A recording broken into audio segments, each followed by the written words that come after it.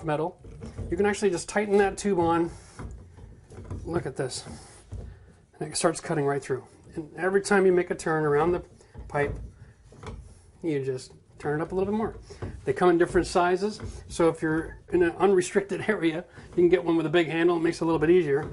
But in this environment, just it's all of those problems.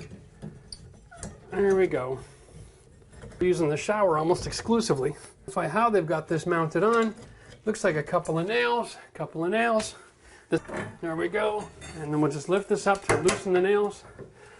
Try that. Revert to PEX, or just put a brass cap on. And now this is sandcloth, and it's funny because the last time we did a copper to PEX video, I used sandcloth. I called it sandcloth. It says sandcloth on the box, and people were giving me different opinions about why I was calling it sandcloth in the video in the comments section below. And it's because that's what it's called on the box, is copper in color. Before you try to torch anything. And you want to do about 1.5 inches. Don't try to just get cheap and clean around the top, because all it takes is one missed spot and you're going to have a leak. So here we are. Here is the fitting that we're... This is plumbing language. We talk male and female. Things that get receiving and things that go inside, right?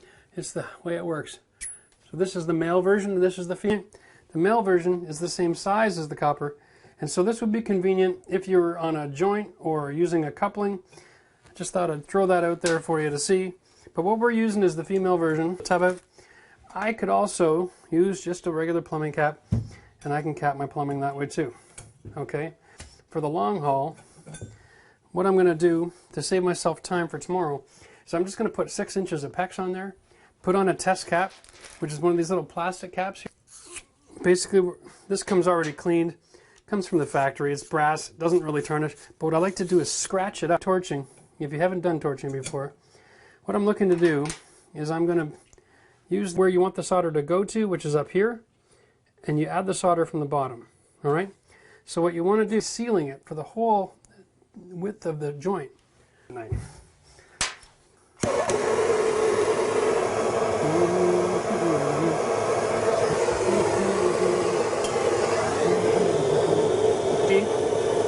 the fitting is hot enough, the solder will melt on the opposite side of the pipe at the lowest part. And now you know, so when it gets hot enough to melt solder in the bottom right, I know it's been sucked because I added the flux. And there we go. It's been sucked all the way to the... So I'm out of breath. It's too cold to be standing around in a t-shirt and not ever think about it again for the rest of your life. Not using that today. We will be using these, and they're wonderful. You just slide them on. Okay, get a couple of rings. Slide those on and crimp it. And put light on your crimpers. And done. Okay, so you want your ring about 1/4 inch off the end of the pipe, snug to the brass fitting. Boom. Soldering. This is the typical shower tub system. It has hot and cold shutoffs, as well as experience in this industry going to PEX and having dripping from the shower head when you do PEX to your tub. Threads off like this. Just be careful. This is all machined brass and it is sharp. You may want to wear gloves for option. Just pinch them together.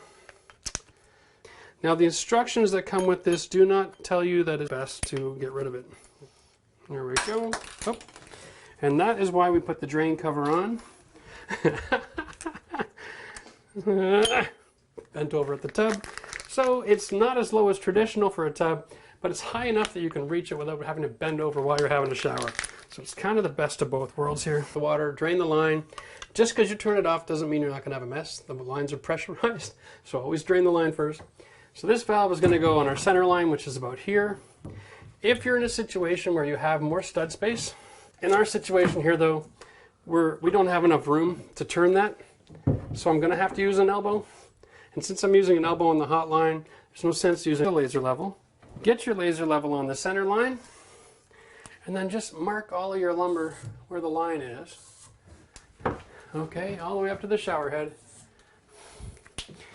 There's 2 holes for screwing it and 2 holes for attaching the plate. The ones that you screw to the wall with this manufacturer don't have any threading in them, so they're easy to identify. I know some companies thread all the holes regardless, and it always drives you crazy.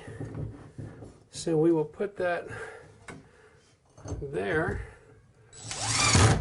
You're going to need a 1/2-inch coupling for the tub.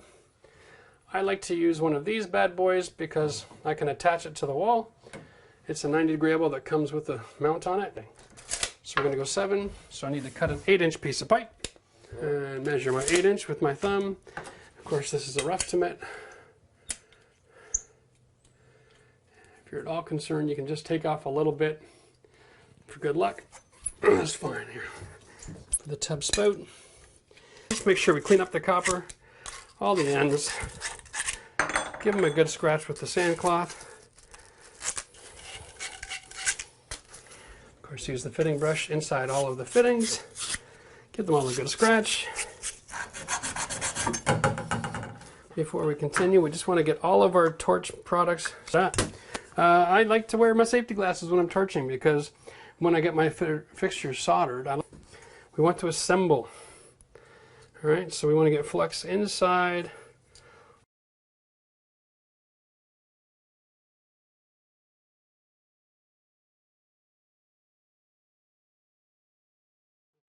All right, so I put this together temporarily from very liquid. A lot of times these fittings will fall off. So now we're ready to do this.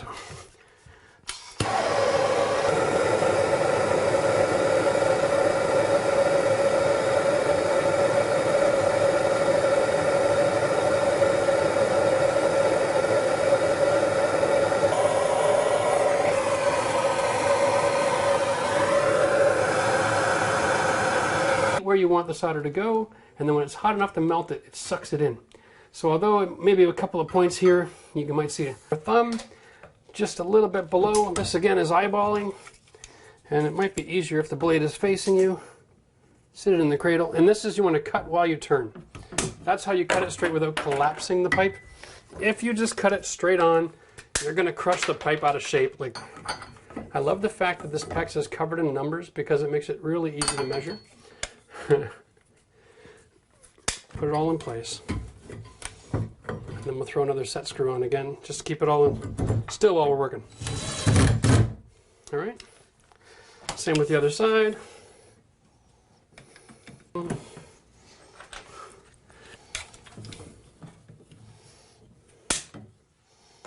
right. There we go. Cheaper than hiring a plumber. Now the goal here is to get the ring about 1/4 inch away from the fitting. All these fittings have these little barbed rings on it, so as long as you're making plumbers today are using exactly the same system. That seems like an awful lot of money to play with Lego, to pay for a plumber. Now don't get me wrong, I love my plumber. Learn how to do this yourself or you're just throwing away your money. Closed position, which is straight up and down. And we will put back our clips. And this is a pretty simple system to install. A little bit of a push. Push that down and then close them into the cradle. You probably see it easier on this side, eh? I just got to push it in, right? Drop this in there. I'm supposed to do this hand tight. You can use a wrench just for a 1/4 turn, but hand tight is plenty, but wear gloves. All of these in, our cartridge is back together, our tub supply is all installed and capped. Now it's time to do the shower. And this is just a PEX to PEX. This is a drop ear connection. Again, put it on your line and gonna eyeball it to the perfect cut. Add a little bit. That'll never hurt. Leading up to the valve. And we have no initial issues. Can you go full pressure, please? All right. Little invention that I get at my plumbing supply store. I haven't seen these in the hardware store before, so if you're looking for one, you might want to go to a specialty supplier. But this is just a simple little cap. It has a gasket on it, an extended pipe so that it's easier to cut wallboard. Just tighten that on nice and tight. Now you can test the pressure in the whole line, because I'm capped up here with this, is so that you're not mixing hot water through the cold water line. I know that there are some systems out there that come with a test cap that don't have the locks.